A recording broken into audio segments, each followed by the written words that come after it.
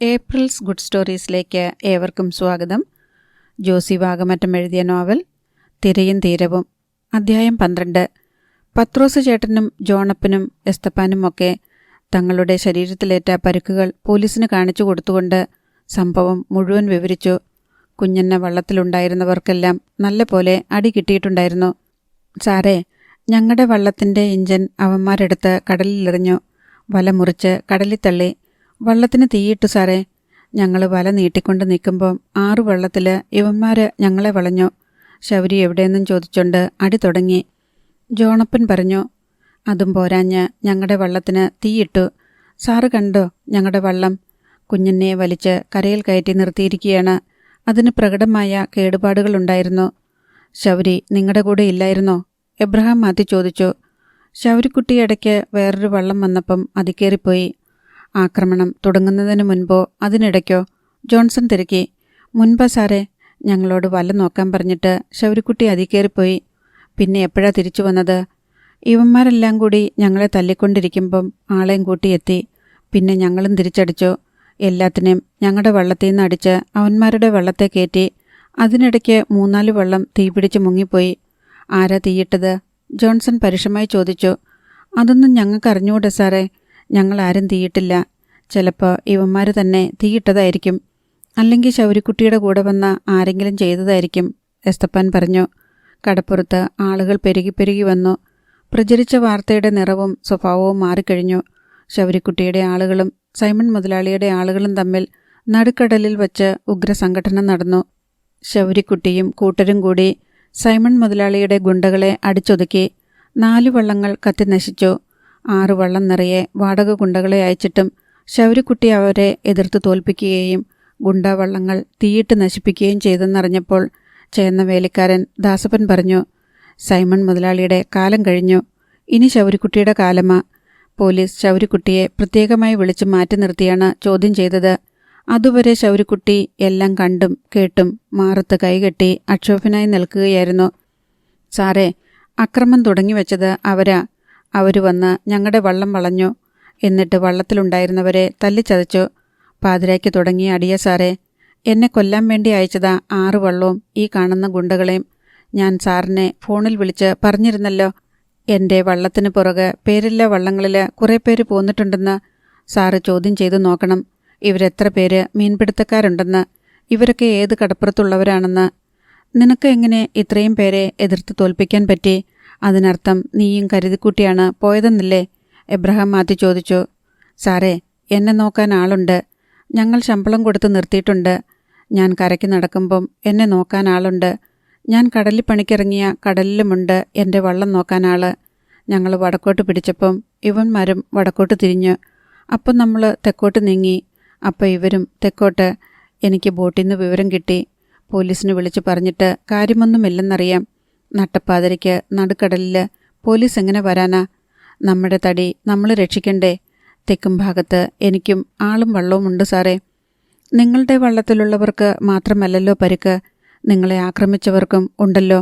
ലക്ഷണങ്ങൾ കണ്ടിട്ട് അവരെ അടിക്കാൻ പ്ലാൻ ചെയ്യുന്നതിനേക്കാൾ മുൻപേ അവർക്ക് തിരിച്ചടി കൊടുക്കാൻ നീ പ്ലാൻ ചെയ്ത പോലുണ്ടല്ലോ ശൗരി. എബ്രഹാം മാത്യുവിൻ്റെ ചോദ്യം കൃത്യമായിരുന്നു. സാറിനത് മനസ്സിലായല്ലോ. ആരടിച്ചാലും അതിൻ്റെ ഇരട്ടി തിരിച്ചടിക്കാൻ പാകത്തില്ല ഞാൻ നടക്കണത്. അതിനു വേണ്ടതൊക്കെ ചെയ്തു വെച്ചിട്ടാ ശൗരിക്കുട്ടി കാക്കനാടെന്ന് തിരിച്ചു വന്നേക്കണത്. ശൗരി, നിനക്കെതിരെ ഇപ്പോൾ കേസത്രയായി എന്ന് നിനക്കറിയോ? നീ കുടുങ്ങി പിന്നെ ജയിലിൽ നിന്ന് പുറത്തിറങ്ങണമെങ്കിൽ ഒരു ജീവപര്യന്തം കഴിയും. ഈ നല്ല ചെറുപ്രായത്തിൽ ജയിലിൽ കിടന്ന് തീരും നിന്റെ ജീവിതം. എബ്രഹാം മാത്യു മുന്നറിയിപ്പ് നൽകി. ഇല്ല സാറേ, ഞാൻ കൊലപാതകമൊന്നും ചെയ്തിട്ടില്ലല്ലോ. കൊല നടത്തിയവർ ജാമ്യമെടുത്ത് ബിരിയാണിയും തിന്ന് മൂളിപ്പാട്ടും പാടി നടക്കണം. ഇപ്പോഴത്തെ കേസ് നിഷ്പക്ഷമായിട്ട് സാർ അന്വേഷിച്ച അകത്തു കയറുന്നത് സൈമൺ തരകനും ആൻഡപ്പൻ പീറ്ററും ചാർലി സേവറുമായിരിക്കും. അവർക്കെന്താ ഇതുമായി ബന്ധം? അവരാണ് സാറേ ഈ തല്ലിപ്പൊളി വാടക ഗുണ്ടകളെ അയച്ചത്, എന്നെയും എൻ്റെ വള്ളവും തകർക്കാൻ. സാറ് അന്വേഷിച്ചു നോക്കണം. വെളുപ്പിന് 3:30 മണി വരെ ആൻഡപ്പൻ പീറ്ററും ചാർലി സേവ്യറും സൈമൺ തരകൻ്റെ ഔട്ട് ഹൗസിലുണ്ടായിരുന്നു. അവർക്കെവിടാ ഇരിക്കാൻ വയ്യാത്തെ? നീയാണോ അവരെവിടെ ഇരിക്കണമെന്ന് നിശ്ചയിക്കുന്നത്? വെളുപ്പിന് 3:30 മണി വരെ അവരവിടെ ഉറക്കളിച്ചിരുന്ന് ചീട്ട് കളിച്ചോ? അതോ പുല്ല് പറിച്ചോ? എന്നെ കൊല്ലാൻ ഗുണ്ടകളെയും വള്ളങ്ങളെയും കടലിലോട്ട് അയച്ചിട്ട് അവർ കാത്തിരിക്കുകയായിരുന്നു ഞാൻ ചത്തെന്ന് കേൾക്കാൻ. അവരാണ് ഗുണ്ടകളെ അയച്ചതെന്ന് നിനക്കെങ്ങനെ അറിയാം? സാറേ, സൈമൺ തരകൻ്റെ ഗുണ്ടാ നേതാവ് ഫോണിൽ വിളിച്ചു പറഞ്ഞു ശൗരീനെ കൊല്ലാൻ പറ്റിയില്ലെന്ന്. സൈമൺ തരകൻ്റെ നമ്പറിലോട്ട് വിളിച്ചു പറയണത് ഞാൻ നേരെ മുൻപിൽ നിന്ന് കേൾക്കുക. ഫോൺ പിടിച്ചു വാങ്ങി ഞാനും 4 പറഞ്ഞു. ശൗരിക്കുട്ടി വെളിപ്പെടുത്തി. പോലീസ് 2 കൂട്ടരെയും കസ്റ്റഡിയിലെടുത്ത് സ്റ്റേഷനിലേക്ക് കൊണ്ടുപോയി. ശൗരിക്കുട്ടിയുടെയും കുഞ്ഞന്നയിൽ പോയ വള്ളക്കാരുടെയും പേരിൽ കേസെടുത്തു. അവരെ ആക്രമിക്കാൻ വന്ന ഗുണ്ടാ സംഘത്തിനെതിരെയും കേസെടുത്തു. ഗുണ്ടാ സംഘത്തെ അയച്ചത് സൈമൺ തരകനാണെന്നുള്ളത് 2 കൂട്ടരുടെയും മൊഴികളിൽ നിന്ന് വ്യക്തമായതിനാൽ അയാളും കേസിൽ ഉൾപ്പെട്ടു. കേസിൻ്റെ കാഠിന്യം കുറയ്ക്കാൻ വേണ്ടി മധ്യസ്ഥനായി നിന്ന് 2 കൂട്ടരുമായി ചർച്ച നടത്തിയത് എബ്രഹാം മാത്യു ആയിരുന്നു. സൈമൺ തരകൻ അയച്ച ഗുണ്ടാ സംഘത്തിൽ സാരമായി പരിക്കേറ്റവർ പലരുമുണ്ട്. വധശ്രമത്തിന് കേസെടുത്ത് ശൗര്യയെയും കൂട്ടരെയും ജയിലിൽ അടയ്ക്കണമെന്ന് സൈമൺ തരകൻ നിർബന്ധിച്ചു. തല പൊട്ടിയവരും കൈയൊടിഞ്ഞവരും അസ്ഥികൾ പൊട്ടിയവരുമുണ്ട്. ഇപ്പുറത്തും പരിക്ക് പറ്റിയവരുണ്ടായിരുന്നു. അനുരഞ്ജനമാണ് നല്ലതെന്ന് എബ്രഹാം മാത്യു സൈമൺ തരകനെ ഉപദേശിച്ചു. ശൗര്യയെ കടലിൽ വെച്ച് ആക്രമിച്ച് കൊലപ്പെടുത്താൻ വേണ്ടിയാണ് സൈമൺ തരകൻ ഗുണ്ടാപ്പടയെ അയച്ചതെന്ന് വ്യക്തമായ തെളിവുകളുണ്ട്. ആ ഉദ്യമത്തിൽ ചാർലി സേവ്യറും ആൻഡപ്പൻ പീറ്ററും പങ്കാളികളായിരുന്നു എന്നതിനും പോലീസ് തെളിവ് കണ്ടെത്തും. കടലിൽ വെച്ച് 2 സംഘം ആളുകൾ തമ്മിലുണ്ടായ അടിപിടി കേസെന്ന തരത്തിൽ കേസ് ലഘൂകരിച്ചാൽ എല്ലാവർക്കും ജാമ്യമെടുത്ത് തലയുരാം. എബ്രഹാം മാത്യു നിർബന്ധിച്ചപ്പോൾ സൈമൺ തരകൻ മനസ്സില്ലാ മനസ്സോടെ വഴങ്ങി. ഭീകര നഷ്ടമാ സാറേ, വള്ളം 4 പോയി. ആളൊന്നുക്ക് 20,000 വെച്ച് അച്ചാരം കൊടുത്തിട്ടാണ് അവന്മാര് കൊട്ടേഷൻ പിടിച്ചത്. ഇനിയും കൊടുക്കണ്ടേ? ആശുപത്രി ചെലവ് തന്നെ ലക്ഷത്തിന് മീതെ പോവില്ലേ? അതൊക്കെ സഹിച്ചേ പറ്റൂ. ശൗര്യയെ കൊല്ലാൻ വിട്ടവരുടെ ഗുണ്ടാപ്പണം ശൗര്യയോട് വാങ്ങിച്ചു കൊടുക്കാൻ പറ്റുമോ? നിങ്ങൾക്ക് സമ്മതമാണെങ്കിൽ ശൗര്യയോട് ഞാൻ ഒത്തുതീർപ്പ് സംസാരിക്കാം. സൈമൺ തരകന് സമ്മതിക്കുകയേ തരമുണ്ടായിരുന്നുള്ളൂ. എബ്രഹാം മാത്യു ശൗരിക്കുട്ടിയുമായും സംസാരിച്ചു. വെറും അടിപിടി കേസാക്കിയാലോ? എന്നെ കൊല്ലാൻ നോക്കിയ കേസല്ലേ സാറേ? അതിന് തെളിവൊന്നുമില്ല. നിങ്ങൾ തമ്മിൽ പൂർവ്വ വൈരാഗ്യമുണ്ടായിരുന്നു. കടലിൽ വെച്ച് നിങ്ങൾ 2 കൂട്ടരും തമ്മിൽ ശണ്ട കൂടി. അങ്ങോട്ടും ഇങ്ങോട്ടും നാശനഷ്ടങ്ങൾ വരുത്തി. നിനക്ക് വലയും എഞ്ചിനും പോയെങ്കിൽ പകരം നീ അവരുടെ വള്ളങ്ങൾ തീയിട്ട് കത്തിച്ചു. അവരിൽ പലർക്കും പലതരത്തിലുള്ള പരുക്കുകളുണ്ട്. അതൊന്നും തനിയെ ഉണ്ടായതല്ല, നിങ്ങൾ അടിച്ചേൽപ്പിച്ചതാണ്. സാറേ, എൻ്റെ ജീവന് ഒരു വിലയുമില്ലേ? ശൗരിക്കുട്ടി അമർഷം പൂണ്ടു. എന്നാൽ എല്ലാ അവന്മാരെയും കോടതിയിൽ ഹാജരാക്കി റിമാൻഡ് ചെയ്യിച്ചേക്കട്ടെ. വേണ്ട സാറേ, അയാളുടെ ഇഷ്ടം പോലെ നടക്കട്ടെ. ശൗരിക്കുട്ടി ഒഴിഞ്ഞു മാറി. പോലീസ് 2 കൂട്ടരെയും കോടതിയിൽ ഹാജരാക്കി. കോടതി അവരെയെല്ലാം ജാമ്യത്തിൽ വിട്ടയച്ചു. തൻ്റെ സംഘത്തിലുള്ളവരുടെ മുഴുവൻ ഉത്തരവാദിത്വവും ശൗരിക്കുട്ടി ഏറ്റെടുത്തു. അവർക്ക് ഹോസ്പിറ്റൽ സൗകര്യവും ചികിത്സയും ഉറപ്പാക്കി. സൈമൺ തരകനെ വിളിച്ച് എബ്രഹാം മാത്യു ഉപദേശിച്ചു. ശൗര്യയോട് ഇടയാൻ നിൽക്കണ്ട. അവൻ സൈമൺ മുതലാളിയേക്കാൾ ശക്തനാണ്, ബുദ്ധിമാനാണ്. അവൻ്റെ സ്വാധീന വലയങ്ങളും വലുതാണ്. അവന് കൃത്യമായ ഒരു പദ്ധതിയുണ്ട്. അതനുസരിച്ചാണ് അവൻ്റെ ഓരോ നീക്കവും. ശത്രുക്കളെയും അവരുടെ ബലദൗർബല്യങ്ങളും അവരുടെ തട്ടകവും സമ്പത്തും സ്വാധീനവും എല്ലാം കണ്ടറിഞ്ഞ് കണക്കുകൂട്ടിയാണ് അവൻ്റെ ഓരോ നീക്കവും. സൈമൺ തരകന് അപ്പറഞ്ഞതിൻ്റെ പൊരുൾ വേണ്ട പോലെ മനസ്സിലായില്ല. ചെലവായ തുകയുടെ വലിപ്പം അയാൾക്ക് താങ്ങാവുന്നതിലും അധികമായിരുന്നു. 4 ബോട്ടുകളുടെ പഴയ വിലയടക്കം ശൗര്യയെ വകവരുത്താനുള്ള സാഹസത്തിന് 25 ലക്ഷത്തിൽ കുറയാത്ത ഒരു തുക തൻ്റെ കയ്യിൽ നിന്ന് ഊർന്നുപോയി എന്ന ഓർമ്മ അയാളെ ഭ്രാന്ത് പിടിപ്പിച്ചു. നഷ്ടപ്പെട്ടതെല്ലാം വീണ്ടെടുക്കണമെന്ന വാശി അയാളുടെ ഉറക്കം കെടുത്തി. ശൗര്യയെ വകവരുത്താനുള്ള പദ്ധതി പാളിപ്പോയെന്ന് കേട്ടപ്പോൾ ചാർലി സേവ്യറിന് ആശ്വാസമാണ് തോന്നിയത്. കാരക്കാട്ട് ബംഗ്ലാവിലെ ഔട്ട് ഹൗസിലിരുന്ന് അയാൾ വെളുപ്പാൻ കാലം വരെ വേവുകയായിരുന്നു. തിരിച്ചു വീട്ടിലെത്തിയപ്പോൾ 4:30 മണി. 9 മണിവരെ കിടന്നുറങ്ങി. അതിനുശേഷമാണ് ശൗര്യയും സംഘവും ചെല്ലിക്കടപ്പുറത്ത് രാവിലെ 8 മണിക്ക് വന്നടുത്തുവെന്ന് അറിഞ്ഞതും. അക്കാര്യം സൈമൺ തരകൻ വിളിച്ചറിയിക്കുകയായിരുന്നു. പോലീസ് കേസിൻ്റെ കാര്യം സൈമൺ തരകൻ പറഞ്ഞപ്പോൾ എങ്ങനെയെങ്കിലും അതിൽ നിന്ന് തലയൂരാനാണ് ചാർലി സേവ്യർ ഉപദേശിച്ചത്. സാമ്പത്തിക നഷ്ടമോ ദ്രവ്യനഷ്ടമോ അല്ല, മാനഹാനിയാണ് അയാളെ ഏറ്റവും അലട്ടിയത്. ഏതെങ്കിലും ഒരു കേസിൽ ഉൾപ്പെട്ട് റിമാൻഡ് ചെയ്യപ്പെടുന്നതും ജയിലിൽ പോകുന്നതും അയാൾക്ക് മരണത്തേക്കാൾ ഭയാനകമായി തോന്നി. ബ്രേക്ക്ഫാസ്റ്റ് കഴിക്കാനിരുന്നപ്പോൾ ഭാര്യ റോസ്മേരിയും മകൾ സോണിയയും കൂടി ചാർലിയോട് തലേ ദിവസത്തെ കാര്യങ്ങൾ വിശദമായി ചോദിച്ചു. ചാർലി എന്തെങ്കിലുമൊക്കെ പറഞ്ഞ് ഒഴിഞ്ഞു മാറാൻ ശ്രമിച്ചപ്പോൾ സോണിയ വിട്ടില്ല. പപ്പ രക്ഷപ്പെടാൻ നോക്കണ്ട. ഇന്നലെ ഡാൻഡസിൻ്റെ പപ്പ പറയുന്നത് ഞാൻ ഫോണിൽ കൂടി കേട്ടതാണ്. ചെല്ലിക്കടപ്പുറത്തെ ശൗര്യയെ കൊല്ലാൻ ആളയച്ചിട്ടുണ്ടെന്ന്. അത് ഞാനും കേട്ടു. ചാർലി പറഞ്ഞു. പപ്പ എന്തിനാ ആ കൂടെ ചേർന്നത്? എനിക്കിതിലൊന്നും ഒരു പങ്കുമില്ല. എന്താണ് ചെയ്യുന്നതെന്ന് പോലും എനിക്ക് അറിഞ്ഞുകൂടായിരുന്നു. എങ്കിൽ പിന്നെ പപ്പ എന്തിനാ അവരുടെ കൂടെ അവിടെ ഉറക്കളച്ചിരുന്നത്? ഞങ്ങൾ വേറെ ചില കാര്യങ്ങളൊക്കെ സംസാരിക്കുമായിരുന്നു. ഉരുണ്ട് കളിക്കണ്ട പപ്പ, ഞങ്ങൾക്കെല്ലാം മനസ്സിലായി. നിങ്ങൾ തെറ്റിദ്ധരിക്കുന്ന പോലൊന്നുമില്ല. ഒന്നുമില്ലാഞ്ഞിട്ടാണോ രാവിലെ 7 മണി മുതൽ കാരക്കാട്ട് നിന്ന് ഡാൻഡസിൻ്റെ പപ്പ വിളിച്ചോണ്ടിരുന്നത്? അപ്പോൾ ഞാൻ ഉറക്കമല്ലായിരുന്നോ? പപ്പ ഫോണെടുക്കാത്തതുകൊണ്ട് ഞങ്ങളെ വിളിച്ചു ചോദിച്ചു, പപ്പ എവിടെയെന്ന്. മമ്മി പറഞ്ഞു, പപ്പ നല്ല ഉറക്കമാണെന്ന്. നമുക്ക് അവരുടെ ഒരു പ്രശ്നത്തിലും ഇടപെടണ്ട കേട്ടോ. നമുക്ക് നമ്മുടെ കാര്യം നോക്കിയാൽ മതിയല്ലോ, റോസ്മേരി ഉപദേശിച്ചു. ആ ശൗരീന്ന് പേരുള്ള ആളിൻ്റെ കാര്യം എന്തായി പപ്പ? അയാളെ ആരെങ്കിലും എന്തെങ്കിലും ചെയ്തോ? എനിക്കറിഞ്ഞുകൂടാ. എന്നോടൊന്നും ചോദിക്കണ്ട. ചാർലി കുറച്ച് ദേഷ്യത്തിലാണ് പറഞ്ഞത്. ഉച്ചതിരിഞ്ഞപ്പോൾ ഒരു എൻഡവർ കാർ അറയ്ക്കൽ വീടിൻ്റെ തുറന്നു കിടന്ന ഗേറ്റ് കിടന്ന് അകത്തേക്ക് കയറി നിന്നു. ചാർലി ചേർത്തലയ്ക്ക് പോകാൻ സ്വിച്ച് കീയും എടുത്ത് സിറ്റൗട്ടിലേക്ക് ഇറങ്ങി വരികയായിരുന്നു. പുറകെ സോണിയ റോസുമുണ്ട്. കറുകറുത്ത എൻഡവറിൽ വന്നിരിക്കുന്നത് ആരെന്നറിയാതെ അവർ ആകാംക്ഷയോടെ നോക്കി. ഡ്രൈവിംഗ് സീറ്റിൻ്റെ ഭാഗത്തെ ഡോർ തുറന്ന് ശൗരിക്കുട്ടി ഇറങ്ങി. ചാർലി സേവ്യറിൻ്റെ മുഖത്ത് അമ്പരപ്പ് പടർന്നു. ശൗരി വന്ന് ബലമായി പിടിച്ചുകൊണ്ടു പോയേക്കുമോ എന്ന് ഭയന്നിട്ടെന്ന പോലെ സോണിയ കുറച്ചുകൂടി ചാർലിയോട് ചേർന്ന് നിന്നു. ശൗരിക്കുട്ടി സിറ്റൗട്ടിന് നേർക്ക് നടന്നു വന്ന് ചാർലിയുടെ നേർക്ക് കൈ ചൂണ്ടി. എന്നെ കൊന്ന് എൻ്റെ ശവം കടലിൽ താഴ്ത്തിയെന്ന് കേൾക്കാൻ വേണ്ടി ഇന്നലെ രാത്രി കാരക്കാട്ട് ബംഗ്ലാവിൻ്റെ ഔട്ട് ഹൗസിൽ ഉറക്കളച്ച് കാത്തിരുന്നവനല്ലേ നിങ്ങൾ, അല്ലേടോ? ചാർലിക്ക് പെട്ടെന്നൊരു മറുപടി കിട്ടിയില്ല. എന്തെങ്കിലും പറയുന്നത് സൂക്ഷിച്ചു വേണമെന്ന് ചാർലിക്ക് ഇപ്പോൾ നന്നായിട്ടറിയാം. സൈമൺ തരകനും ആൻഡപ്പൻ സേവ്യറും നിങ്ങളും കൂടിയ എന്നെ കൊല്ലാൻ പ്ലാനിട്ടതെന്ന് എനിക്കറിയാം. എത്ര ലക്ഷം മുടക്കിയിടോ താൻ? ഞാൻ പൈസയൊന്നും മുടക്കിയില്ല. മുഖത്തു നോക്കി കള്ളം പറയല്ല. തന്നെക്കൊണ്ട് സത്യം പറയിക്കാനൊക്കെ എനിക്കറിയാം. ശൗരിക്കുട്ടിയുടെ ശത്രു പട്ടികയിലോട്ട് പേരെഴുതി ചേർത്താലുണ്ടല്ലോ, തൻ്റെ കുടുംബത്തിൻ്റെ നാശമാ. ഓർത്തോ? എടോ, കാരക്കാട്ട് സൈമൺ തരകൻ പഠിച്ച പണി 18 പയറ്റിയിട്ട് ശൗരിക്കുട്ടിയെ തറ പറ്റിക്കാൻ പറ്റിയിട്ടില്ല. പിന്നല്ലേ ചോര കണ്ട പേടിക്കണ അറക്ക ചാർലി. ശൗരിക്കുട്ടിയോട് കളിക്കല്ല്, പറഞ്ഞേക്കാം. മുറ്റത്ത് ശബ്ദം കേട്ട് റോസ്മേരിയും കൂടി സിറ്റൗട്ടിലേക്ക് ഇറങ്ങി വന്നു. തന്നെയും കൂടെ പോലീസ് സ്റ്റേഷനിലും കോടതിയിലും കയറ്റാൻ അറിയാഞ്ഞിട്ടില്ല, വിട്ടതാ. എൻ്റെ അമ്മായിയപ്പനാണല്ലോ എന്ന് വിചാരിച്ചിട്ട്. തൻ്റെ മോളെ കല്യാണം കഴിക്കുന്ന എൻ്റെ മനസ്സിലങ്ങനൊരു വിഷമം ബാക്കി കിടക്കരുതല്ലോ എന്ന് കരുതി മാത്രം. അത് കേട്ട് സോണിയ റോസ് ഒന്നുകൂടി ചാർലിയുടെ പിന്നിലേക്ക് മറിഞ്ഞു. എവിടെയാടി ഒളിക്കണത്? നിന്നെ ഞാൻ കാണാത്തതൊന്നുമല്ലല്ലോ. നീ എന്തിനാ എന്നെ പേടിക്കണത്? ഞാൻ നിന്നെ വല്ലതും ചെയ്തോ? ശൗരിപ്പോ, പറഞ്ഞതൊക്കെ മനസ്സിലായി.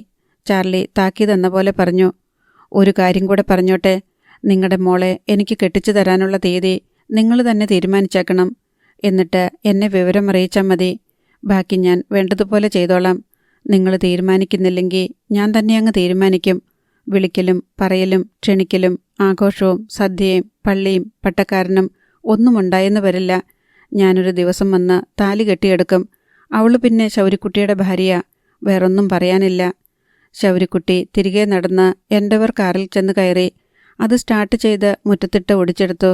പിന്നെ ഗേറ്റ് കടന്നുപോയി.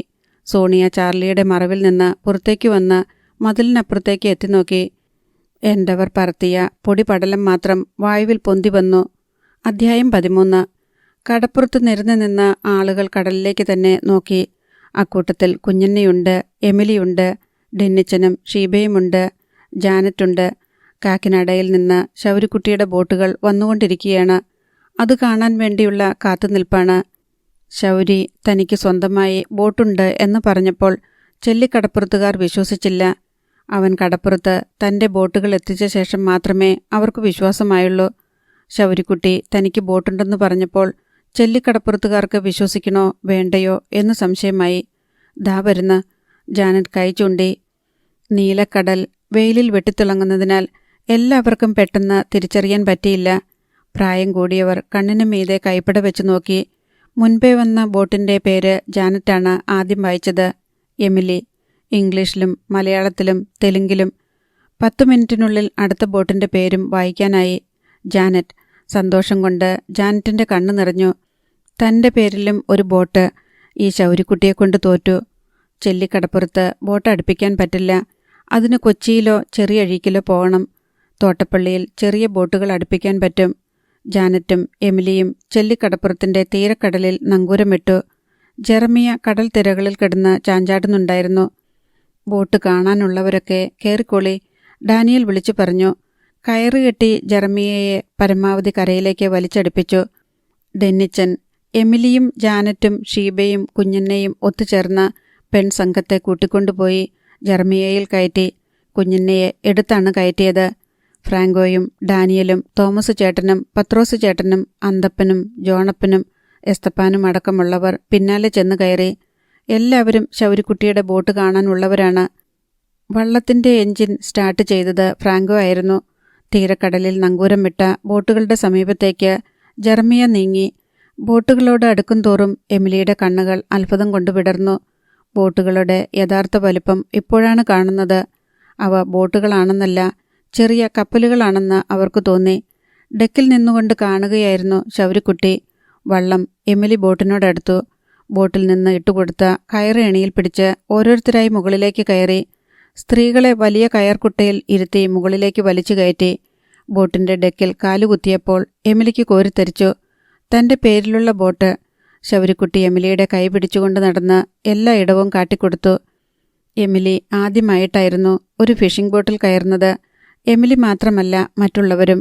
ശൗരിക്കുട്ടി എമിലിയെയും ജാനറ്റിനെയും ഒരു ഗോവണിയിലൂടെ പിടിച്ചിറക്കി. കടലിൽ വല വീശിപ്പിടിക്കുന്ന മത്സ്യം സൂക്ഷിക്കാനുള്ള അറയായിരുന്നു അത്. ഇതിനകത്ത് നല്ല തണുപ്പ്, ജാനറ്റ് പറഞ്ഞു. പൊടിയാക്കിയ ഐസ് പകുതിയോളം നിറച്ച കണ്ടെയ്നറുകൾ ശൗരിക്കുട്ടി കാട്ടിക്കൊടുത്തു. ഇതിനകത്താണ് മീൻ സൂക്ഷിക്കുന്നത്. 2-4 ആഴ്ച വേണമെങ്കിലും മീൻ കേടുകൂടാതിരുന്നോളും. എമിലിയിൽ നിന്ന് വള്ളത്തിലിറങ്ങിയ ശേഷം അവർ ജാനറ്റിലേക്കും പോയി. അതും വിശദമായി കണ്ടു. ഒടുവിൽ വള്ളത്തിൽ കരയിലേക്ക് മടങ്ങി. ആ ബോട്ടൊന്നും നമ്മുടെ കടപ്പുറത്ത് അടുപ്പിക്കാൻ പറ്റില്ല അല്ലേ? കുഞ്ഞന്ന ചോദിച്ചു. ഇവിടെങ്ങും പറ്റത്തില്ല വല്യമ്മച്ചി. കൊച്ചിയിലോ ചെറിയഴീക്കിലോ പോണം, അല്ലെങ്കിൽ കൊല്ലത്ത്, ശൗരിക്കുട്ടി പറഞ്ഞു. കുഞ്ഞന്നയ്ക്ക് അതൊരു നിരാശയായി. അന്ന് പകൽ മുഴുവൻ എമിലിയും ജാനറ്റും ചെല്ലിക്കടപ്പുറത്തിൻ്റെ തീരക്കടലിൽ തന്നെ കിടന്നു. സ്വന്തം നാട്ടുകാർ മാത്രമല്ല, അടുത്ത കടപ്പുറങ്ങളിലുള്ളവരും കണ്ടോട്ടെ എന്ന് കരുതി ശൗരിക്കുട്ടി മനഃപൂർവ്വം പ്രദർശിപ്പിച്ചതായിരുന്നു അത്. പുന്നപ്രം മുതൽ ചെല്ലാനം വരെയുള്ള കടപ്പുറങ്ങളിൽ എമിലിയും ജാനറ്റും ചർച്ചാ വിഷയമായി. വള്ളക്കാർ 2 ബോട്ടുകളുടെയും സമീപത്തുകൂടി പോയി ആ കാഴ്ച വിശദമായി കണ്ടു. ശൗരിക്കുട്ടി നമ്മൾ വിചാരിച്ച പോലെ അല്ല, തോമസ് ചേട്ടൻ അത്ഭുതത്തോടെ സഹപ്രവർത്തകരോട് പറഞ്ഞു. അത് ഒറ്റതിരിഞ്ഞുള്ള അഭിപ്രായ പ്രകടനമായിരുന്നില്ല. അവൻ വെറുതെയല്ല സൈമൺ മുതലാളിനെ വെല്ലുവിളിക്കാൻ തുനിഞ്ഞിറങ്ങിയത്. അവൻ്റെ കയ്യിൽ അതിനുള്ള സംഗതികളുണ്ട്. അവന് ആളും പേരും മാത്രമല്ല, കൈനിറച്ച് കാശുമുണ്ട്. അവൻ സൈമൺ മുതലാളിയേക്കായാലും വലിയ മുതലാളിയാ. അത്രയ്ക്ക് വരുമോ?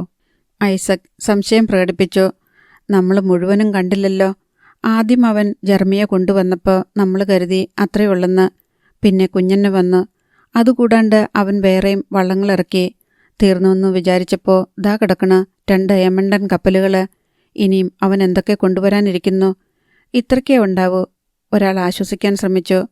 ഒരു മനുഷ്യൻ്റെ പെട്ടെന്നുള്ള വളർച്ച അയൽക്കാർക്കും ബന്ധുജനങ്ങൾക്കും സുഹൃത്തുക്കൾക്കും പോലും സഹിക്കാവുന്നതല്ല. ഇക്കണക്കിന് പോയ അവൻ സൈമൺ മുതലാളിനെ കൂടെ വിലക്കെടുക്കുന്ന ലക്ഷണമാ. അയാടെ അല്ലേ സന്തതി. ഒട്ടും മോശം വരത്തില്ല. ഇങ്ങനെ പോയി അഭിപ്രായ പ്രകടനങ്ങൾ.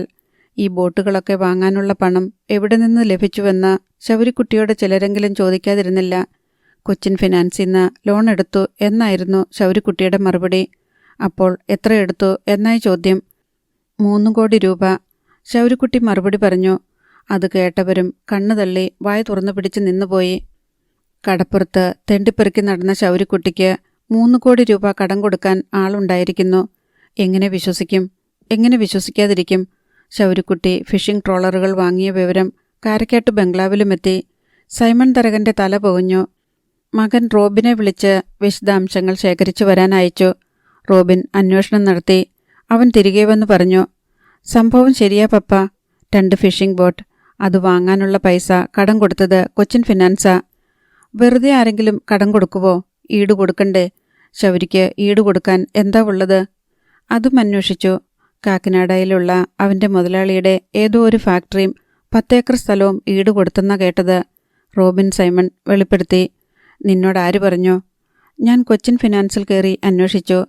കാക്കിനാടയിൽ ഈട് കിട്ടിയിട്ടെന്താ കാര്യം? ഫാക്ടറി അല്ലേ പപ്പ, പൊളിച്ചു വിറ്റാലും ലാഭമാ. നമ്മളിങ്ങനെ വെറുതെ ഇരുന്നാൽ പറ്റത്തില്ല, എന്തെങ്കിലും ചെയ്യണ്ടേ? സൈമൺ തരകൻ ആരോടൊന്നില്ലാതെ പറഞ്ഞു. അവൻ 2 ബോട്ട് വാങ്ങിച്ചെങ്കിൽ നമ്മൾ 4 വാങ്ങണം പപ്പ. അവൻ്റെ മുൻപിൽ നമ്മൾ ഒട്ടും കുറഞ്ഞു പോകരുത്.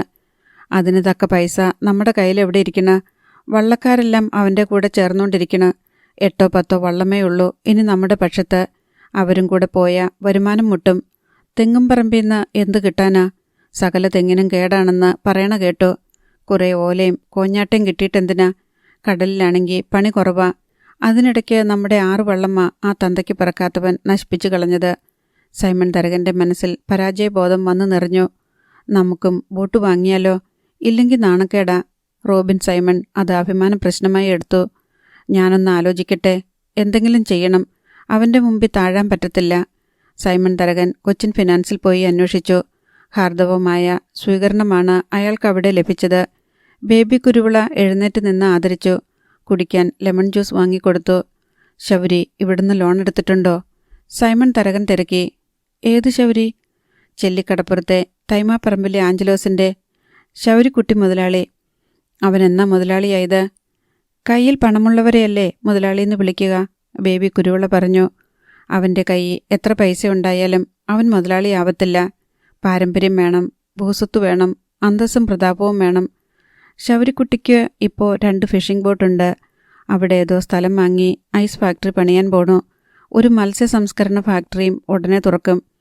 വിദേശ രാജ്യങ്ങളിലേക്ക് മത്സ്യം കയറ്റി അയക്കാനുള്ള എക്സ്പോർട്ടിംഗ് ലൈസൻസ് ശൗരിക്കുട്ടി എടുത്തു കഴിഞ്ഞു. 2 വർഷത്തിനകം ശൗരിക്കുട്ടിയായിരിക്കും ഈ ഭാഗത്തെ മത്സ്യസമ്പത്ത് മുഴുവൻ കൈകാര്യം ചെയ്യുക. എൻ്റെ കുത്തകയായിരുന്നു അതെല്ലാം, സൈമൺ തരകൻ പറഞ്ഞു. എന്നു പറഞ്ഞിട്ട് എന്താ കാര്യം? ശൗരിക്കുട്ടിയുടെ വളർച്ച തടയാൻ ആർക്കെങ്കിലും പറ്റുമോ? അത് ശരിയുമല്ലല്ലോ. അവന് ഇനിയും ലോൺ കൊടുക്കുന്നുണ്ടോ ഈ ബാങ്കിൽ നിന്ന്? 3 കോടി രൂപ കൂടി ശൗരിക്കുട്ടി ചോദിച്ചിട്ടുണ്ട്. ഐസ് ഫാക്ടറിക്കും പീലിംഗ് ഫാക്ടറിക്കും കൂടി. അത് നിങ്ങൾ കൊടുക്കുമോ? തീരുമാനിച്ചിട്ടില്ല. 5 കോടി രൂപയാണ് ടോട്ടൽ എസ്റ്റിമേറ്റ്. കൊടുക്കുന്നതുകൊണ്ട് തെറ്റില്ലെന്ന എനിക്ക് തോന്നിയത്. ശൗരിക്കുട്ടിക്ക് ബിസിനസ് നടത്താനറിയാം. കടം വാങ്ങാൻ ശൗരി ഈടായിട്ട് തന്നിരിക്കണതെന്താ? കാക്കിനാടയിലെ ഒരു ഫാക്ടറി, അവിടെ പോർട്ടിനടുത്തുള്ള 10 ഏക്കർ സ്ഥലം. എല്ലാത്തിനും കൂടി 30 കോടിക്കടുത്ത് വില വരും. ചെല്ലിക്കടപ്പുറം എൻ്റെ കളിസ്ഥലമാ. ചെല്ലിക്കടപ്പുറത്ത് മാത്രമല്ല, മാരാരിയിലും ഓമനപ്പുഴയിലും അർത്തുങ്കലും ചെത്തിയിലുമെല്ലാം എനിക്ക് ബിസിനസ്സുണ്ട്. എനിക്ക് വള്ളങ്ങളുണ്ട്. പലയിടത്തും ഞാൻ തന്നാണ് തരകൻ. ചിലയിടത്ത് ബിനാമികളാ. ശൗരിക്കുട്ടിക്ക് അതൊന്നും പ്രശ്നമല്ല. അയാൾ എല്ലാം പിടിച്ചെടുക്കും. അതിനുള്ള സാമർഥ്യമുണ്ട്. മാത്രമല്ല ശൗരിക്കുട്ടിക്ക് ശക്തനായ എതിരാളിയില്ല എന്നതാണ് സത്യം. ഞാൻ അവൻ്റെ എതിരാളിയാ, സൈമൺ തരകൻ പറഞ്ഞു. പക്ഷെ പറഞ്ഞിട്ട് കാര്യമില്ലല്ലോ. നിങ്ങളൊന്നും ചെയ്യാതെ കൈയും കെട്ടിയിരിക്കുവല്ലേ. ഞാൻ എന്ത് ചെയ്യണം പറ.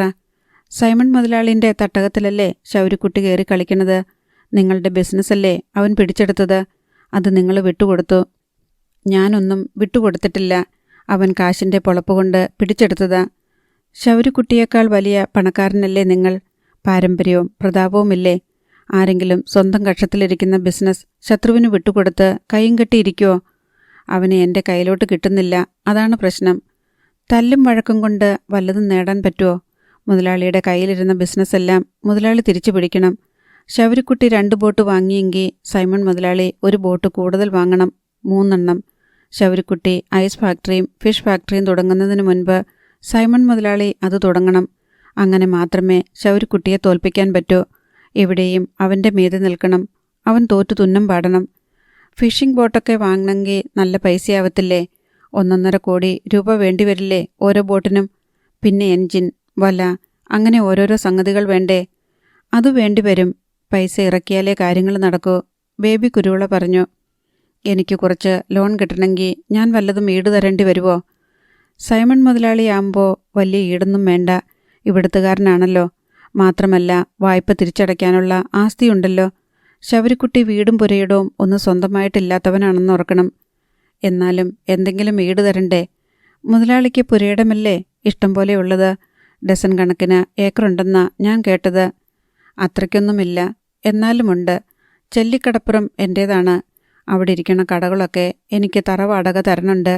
അതുകൂടാതെ മീൻ വണ്ടികൾ പാർക്ക് ചെയ്യണ സ്ഥലം, കടപ്പുറം മുതൽ തീരദേശ ഹൈവേ വരെ എൻ്റെ പുരയിടമാണ്.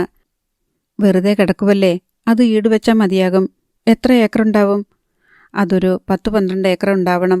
കുറേ റോഡിന് പോയി, കുറച്ച് കടലെടുത്ത് പോയി, എന്നാലുമുണ്ട്. വീടിരിക്കുന്ന സ്ഥലം എത്ര ഏക്കറുണ്ട്? അത് 6. അത്രയൊക്കെ മതി. ബേബി കുരുവിള എളിമയോടെ പറഞ്ഞു. ഇവിടെ ലോണിനൊക്കെ എത്രയാ പലിശ? സൈമൺ തരകൻ തിരക്കി. സ്റ്റേറ്റ് ബാങ്കിൻ്റെയൊക്കെ പലിശയേ ആവത്തുള്ളൂ. സൈമൺ മുതലാളിക്ക് കുറച്ചുകൂടെ ഇളവ് ചെയ്തു തരാം. പ്രൈവറ്റ് ഫിനാൻസുകാർ പലിശ കൂടുതൽ വാങ്ങുന്നതായിട്ട് പൊതുവെ ഒരു ധാരണയുണ്ട്. ഞങ്ങളെ ആ കൂട്ടത്തിൽ പെടുത്തണ്ട. സത്യം പറയാലോ, ശൗരിക്കുട്ടിക്ക് കൊടുത്തതിനേക്കാൾ ഇളവ് തരാം. സൈമൺ മുതലാളി ഉദ്ഘാടനം ചെയ്ത സ്ഥാപനമല്ലേ ഇത്? ആ നന്ദി ഞങ്ങൾക്ക് എപ്പോഴുമുണ്ട്. സൈമൺ തരകൻ അല്പം കൂടി ഞെളിഞ്ഞിരുന്നു. അങ്ങനാ വേണ്ടത്. സൈമൺ മുതലാളിക്ക് എന്തിനുള്ള ലോണാ വേണ്ടത്? ബോട്ട് വാങ്ങാനോ അതോ ഐസ് പ്ലാന്റും മത്സ്യ സംസ്കരണ ഫാക്ടറിയും തുടങ്ങാനോ? ഏതാ നമുക്ക് പെട്ടെന്ന് ആദായകരം? എനിക്ക് തോന്നുന്നത് ഐസ് പ്ലാന്റും ഫാക്ടറിയുമാണെന്നാ. അത് രണ്ടും ശൗരിക്കുട്ടി തുടങ്ങാൻ പോകുന്നതേയുള്ളൂ. സൈമൺ മുതലാളി തുടങ്ങുന്നു എന്ന് കണ്ടാൽ ശൗരിക്കുട്ടി ഒന്നറയ്ക്കും. അവനും കൂടി തുടങ്ങിയാൽ നമുക്ക് ഭീഷണിയാവത്തില്ലേ? സൈമൺ മുതലാളിയാണ് ആദ്യം തുടങ്ങുന്നതെങ്കിൽ ശൗരിക്കുട്ടിക്ക് ലോൺ കൊടുക്കത്തില്ല. കൊച്ചിൻ ഫിനാൻസിന് ശൗരിക്കുട്ടിയേക്കാൾ വലുത് സൈമൺ തരകന. അത് വേറെ കാര്യം. പാരമ്പര്യവും അന്തസ്സും സ്വത്തുമുള്ളവരോടാ ഞങ്ങൾക്ക് കൂടുതൽ പരിഗണന. അതങ്ങനെ തന്നെയാ വേണ്ടത്. അതിനിപ്പം ഞാൻ എന്നതാ ചെയ്യേണ്ടത്? മുതലാളി വീട്ടിൽ ചെന്ന് എല്ലാവരുമായിട്ട് ആലോചിച്ച് സൗകര്യം പോലെ വന്നാൽ മതി. ബോട്ട് വാങ്ങാൻ മുതലാളിക്ക് താല്പര്യമുണ്ടെങ്കിൽ ശൗരിക്കുട്ടി വാങ്ങിയതിനേക്കാൾ വില കുറച്ച് ഞാൻ ഏർപ്പാടാക്കാം. ഒഡീഷയിൽ എൻ്റെ ബ്രദറിന് പോർട്ടിലാണ് ജോലി. അയാൾ വിചാരിച്ച 10 ലക്ഷം മുതൽ 20 ലക്ഷം വരെ വില കുറച്ച് വാങ്ങിത്തരാൻ പറ്റും. നല്ല സ്വാധീനമാ അയാൾക്കവിടെ. ഞാനൊന്ന് ആലോചിച്ചിട്ട് പിന്നെ വരാം. മനസ്സിൽ ദിവാസ്വപ്നങ്ങളുമായിട്ടാണ് സൈമൺ തരകൻ തിരികെ പോയത്. അയാൾ ആൺമക്കളുമായി കൂടിയാലോചിച്ചു.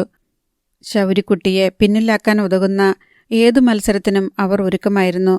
ഇത്തരം വ്യക്തിപരമായ പകവീട്ടലുകൾക്ക് താൽപ്പര്യമില്ലാതിരുന്ന ഡാൻഡസ് പോലും മറുത്ത് ഒരക്ഷരം പറഞ്ഞില്ല. തൻ്റെ വയലിൻ സംഗീത നിശ അലമ്പാക്കിയവന ശൗരി എന്ന് അവനറിയാം. അവൻ പ്രേമിക്കുന്ന പെണ്ണിനെ ബോധം കെടുത്തി തുമ്പോളി കടപ്പുറത്ത് കൊണ്ടുപോയി രാത്രി മുഴുവൻ കൈവശം വെച്ച് എന്തൊക്കെ ചെയ്തുവെന്നത് ഇപ്പോഴും ദുരൂഹമായി അവശേഷിക്കുന്ന സംഭവമാണ്. അതുമാത്രമല്ല, അവൻ അവളെ കല്യാണം കഴിക്കുമെന്ന് ഭീഷണി മുഴക്കിയിട്ടുണ്ട്. ബോട്ട് വാങ്ങുന്നതും നല്ലതാണ്. ഐസ് പ്ലാന്റും മീൻ ഫാക്ടറി തുടങ്ങുന്നതും നല്ലതാണ്. ഞാൻ കൊച്ചിയിൽ പോയി അങ്ങനത്തെ ഫാക്ടറികൾ കണ്ടിട്ട് വന്ന് ശരിക്കുള്ള വിവരം പറയാം, റോബിൻ സൈമൺ ഉത്സാഹത്തിൽ പറഞ്ഞു. റോബിൻ സൈമൺ പോയി മത്സ്യ സംസ്കരണ ഫാക്ടറികൾ സന്ദർശിച്ചു. മീൻ കയറ്റുമതി ചെയ്യുന്ന സ്ഥാപനങ്ങളുമായി ബന്ധപ്പെട്ട് അവയുടെ പ്രവർത്തനങ്ങൾ മനസ്സിലാക്കി. മട്ടാഞ്ചേരി ഹാർബറിൽ പോയത് സൈമൺ തരകനും റോയ് സൈമണും കൂടിയായിരുന്നു. അവർ മുനമ്പം ഹാർബറിലും പോയി ഫിഷിംഗ് ബോട്ടുകൾ കാണുകയും അതിൻ്റെ ഉടമകളുമായി സംസാരിക്കുകയും ചെയ്തു. ഒടുവിൽ നീണ്ടകരയിലും അന്വേഷണം നടത്തി. ശൗരിയുടെ മുൻപിൽ 1 ഇഞ്ച് പോലും തോറ്റുകൊടുക്കാൻ സൈമൺ തരകൻ തയ്യാറല്ലായിരുന്നു. അയാൾ കൊച്ചിൻ ഫിനാൻസിലെത്തി ബോട്ട് വാങ്ങാനും ഐസ് പ്ലാന്റ് തുടങ്ങാനും വേണ്ടിയുള്ള ലോൺ തരണമെന്ന് ആവശ്യപ്പെട്ടു. ഒരൊറ്റ ഡിമാൻഡ് മാത്രമേ അയാൾക്കുണ്ടായിരുന്നുള്ളൂ. ചെല്ലിക്കടപ്പുറത്തോട് ചേർന്നുള്ള തെങ്ങിൻ പറമ്പ് ഈടുവെക്കുമ്പോൾ തറവാടക പിരിച്ചെടുക്കാനുള്ള അവകാശം മാത്രം വിട്ടുകൊടുക്കില്ല. അത് പ്രത്യേകിച്ച് പറയണോ സൈമൺ മുതലാളി? തിരിച്ചടവിന് മുടക്കം വരാത്തിടത്തോളം കാലം ഞങ്ങൾ മുതലാളിയുടെ വസ്തുവിലേക്ക് എത്തി നോക്കുക പോലുമില്ല, ബേബി കുരുവിള പറഞ്ഞു. അറിയാം, എന്നാലും പറഞ്ഞു വെച്ചെന്നേയുള്ളൂ. സൈമൺ തരകൻ സംപ്രീതനായി പ്രതിവചിച്ചു. ചെത്തിക്കടപ്പുറത്ത് ബുള്ളറ്റ് മോട്ടോർ സൈക്കിൾ നിർത്തി ശൗരിക്കുട്ടി ഇറങ്ങി. കീ ചെയിൻ ഊരിയെടുത്ത് വിരലിലിട്ടു. വളരെ വർഷങ്ങൾക്ക് മുൻപുണ്ടായ 2 സ്മരണകൾ മായാതെ കിടപ്പുണ്ട് ശൗരിയുടെ മനസ്സിൽ. അതിലൊന്ന് കേവലം 3 വയസ്സുള്ളപ്പോൾ ആരും കാണാതെ ആരോടും പറയാതെ കടൽത്തീരം വഴി ചെത്തിക്കടപ്പുറം വരെ ഓടിയതാണ്. അന്ന് എമിലി അടിച്ചാടി ഇന്നും അവൻ മറന്നിട്ടില്ല. 2ാമത്തെ ഓർമ്മ ജാനറ്റിൻ്റെ നോട്ടുബുക്കിൽ നിന്ന് കീറിയെടുത്ത 4 പേജ് കടലാസുമായി മൈക്കേലിൻ്റെ വീട് തേടി വന്ന സംഭവമാണ്. വീട്ടിൽ നോട്ടടിക്കുന്ന മെഷീനുണ്ടെന്ന് മൈക്കേൽ പറഞ്ഞത് വിശ്വസിച്ചിട്ടാണ് ജാനറ്റിൻ്റെ നോട്ട്ബുക്കിൽ നിന്ന് 4 പേജ് കീറിയെടുത്തത്. ആ കടലാസ് മൈക്കേലിൻ്റെ വീട്ടിൽ കൊണ്ടുപോയി 100ൻ്റെയും 50ൻ്റെയും നോട്ടുകളാക്കി അടിച്ചെടുക്കണമെന്നും അത് ചായക്കടയിൽ കൊടുത്ത് ചില്ലലമാരയിലിരിക്കുന്ന ബോണ്ടയും ഉഴുന്നുവടയും മതി വരുവോളം തിന്നണമെന്നുള്ള ആഗ്രഹം അടക്കിപ്പിടിച്ചാണ് അന്ന് വന്നത്. മൈക്കേൽ പിന്നീട് ഇറച്ചിക്കച്ചവടക്കാരനായ ആൻ്റപ്പൻ്റെ മകൻ പീറ്ററുടെ കൂട്ടുകിട്ടിയപ്പോൾ തന്നെ ഉപേക്ഷിച്ചുവെങ്കിലും മൈക്കേലുമായുള്ള കൂട്ടുകെട്ട് മറക്കാൻ പറ്റുന്നതല്ല. മൈക്കേലിൻ്റെ വീട്ടിലെ തട്ടുംപുറത്താണ് അന്ന് ആദ്യമായി ബേബി സൈക്കിളിൽ കയറിയിരുന്ന് അത് ചവിട്ടിയത്. വിശന്ന് പൊരിഞ്ഞിരുന്നപ്പോൾ മൈക്കേലിൻ്റെ അമ്മ വിളമ്പിത്തന്ന ഊണിൻ്റെ രുചിയും ഇപ്പോഴും ശൗരിക്കുട്ടിയുടെ നാവിലുണ്ട്. ശൗരിക്കുട്ടി ബൈക്ക് പൂട്ടിവെച്ച് നടന്നു.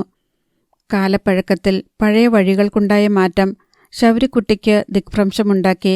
ഇടവഴിയിൽ കണ്ട ആളോട് ശൗരിക്കുട്ടി തിരക്കി, തോബിയാസിൻ്റെ വീടെവിടെയാ? തോബിയാസിൻ്റെയോ? അയാൾക്ക് ആ പേര് പരിചയമില്ലെന്ന് തോന്നി. മൈക്കേലിൻ്റെ പേര് പറയാം. തൻ്റെ കുട്ടിക്കാലത്ത് തോബിയാസിനെ ആയിരുന്നു ആളുകൾക്ക് പരിചയക്കൂടുതൽ. ഇപ്പോൾ മൈക്കേലും തന്നെപ്പോലെ വളർന്ന് യുവാവായിട്ടുണ്ടാകണമല്ലോ. മൈക്കേലിനെയായിരിക്കും ആളുകൾക്ക് പരിചയക്കൂടുതൽ. മൈക്കേലിൻ്റെ വീട് പറഞ്ഞാലും മതി. അതോ? ഓ, അതിലെ പടിഞ്ഞാട്ട് പോയിട്ട് ആദ്യം കാണുന്ന ഇടവഴിക്ക് വടക്കോട്ട് തിരിയണം. അവിടുന്ന് ആദ്യം കാണുന്ന വീട്. ഓ ശരി. ശൗരിക്കുട്ടി വഴിപോക്കൻ പറഞ്ഞുകൊടുത്ത വഴിയെ മൈക്കേലിൻ്റെ വീട് ലക്ഷ്യമാക്കി നടന്നുപോയി. അധ്യായം 14. മൈക്കേലിൻ്റെ വീട്. ചെറിയ ഇടവഴിയിൽ നിന്ന് മുറ്റത്തേക്ക് പ്രവേശിക്കാൻ തുരുമ്പിച്ച ഒരു തകര ഗേറ്റുണ്ട്. ഗേറ്റിന് കഷ്ടിച്ച് 4 അടി വീതിയേ ഉള്ളൂ. എങ്കിലും തൻ്റെ ബൈക്ക് ഇവിടെ വരെ വരുമായിരുന്നല്ലോ എന്ന് ശൗരിക്കുട്ടി ഓർത്തു. ഗേറ്റ് തള്ളി തുറന്നപ്പോൾ ഉണ്ടായ ശബ്ദം കേട്ട് ശൗരിക്കുട്ടിക്ക് ഒരു തമാശ തോന്നി. ഇത് കോളിംഗ് ബെല്ലായിട്ടും ഉപയോഗിക്കാം. ശൗരിക്കുട്ടി മുറ്റത്തേക്ക് കയറി.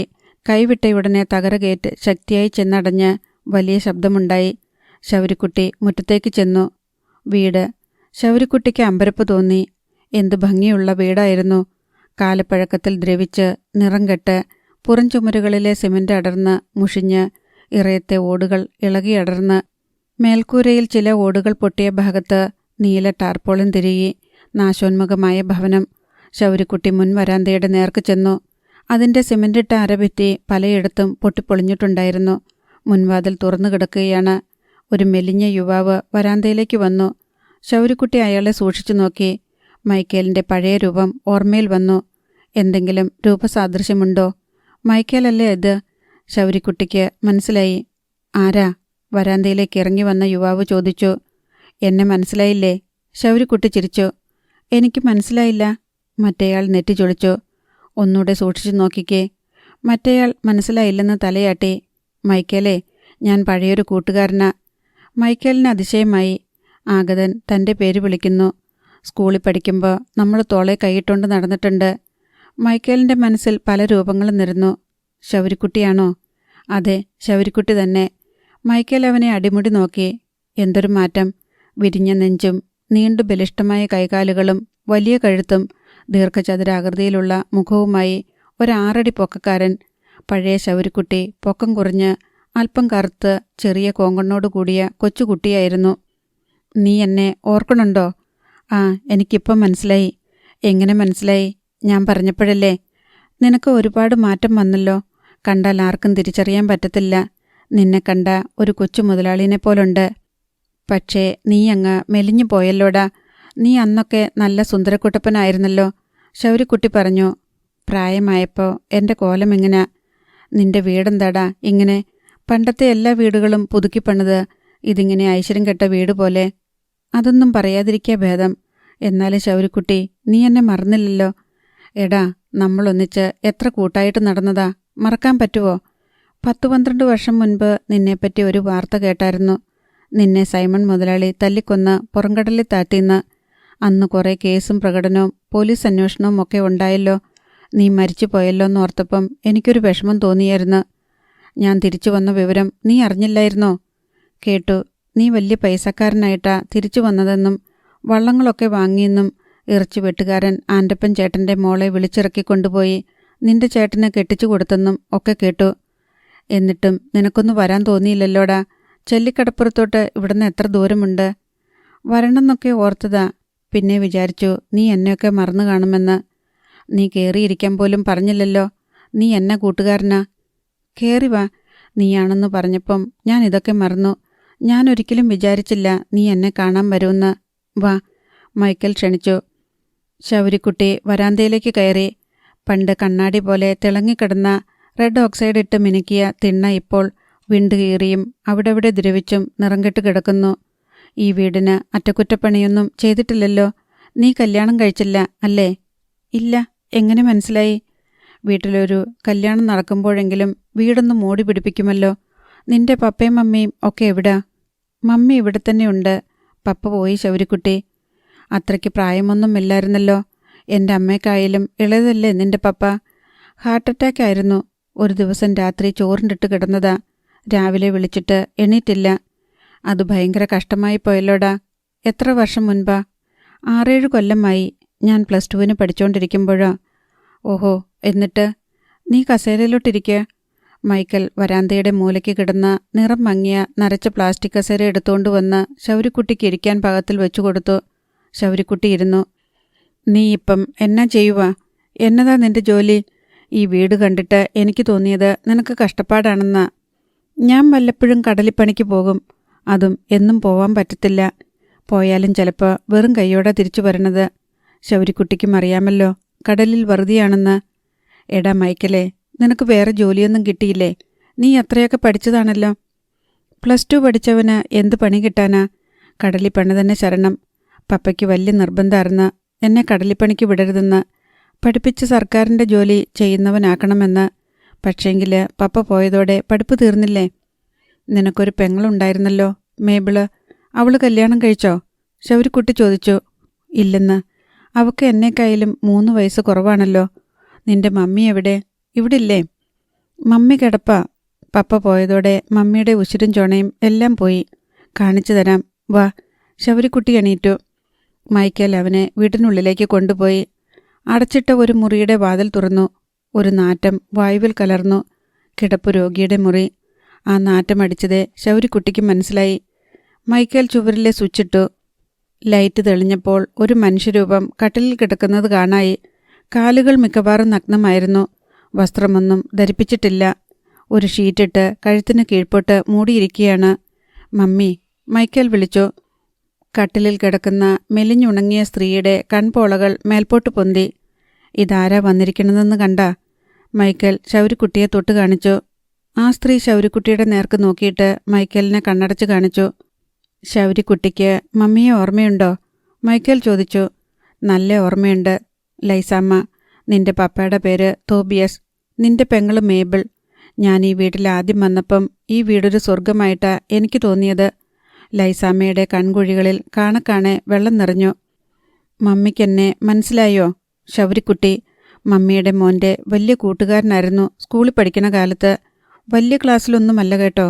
2ലും 3ലും 4ലുമൊക്കെ പഠിക്കുമ്പോഴാ. ശൗരിക്കുട്ടി കുനിഞ്ഞു നോക്കിക്കൊണ്ട് പറഞ്ഞു. അവൻ കട്ടിലിലേക്ക് ഇരിക്കാൻ ഭാവിച്ചപ്പോൾ മൈക്കൽ തടഞ്ഞു. അവിടെ ഇരിക്കണ്ട, ഞാൻ കസേര എടുത്തോണ്ട് വരാം. അതിലൊക്കെ മൂത്രമൊക്കെ പറ്റണതാ. ഓ, അതൊന്നും സാരമില്ലടാ. ശൗരിക്കുട്ടി കട്ടിലിൽ തന്നെ ഇരുന്നു. മമ്മിക്ക് പിടികിട്ടിയോ? ഉവ്വെന്ന് ലൈസാമ്മ തലയനക്കി.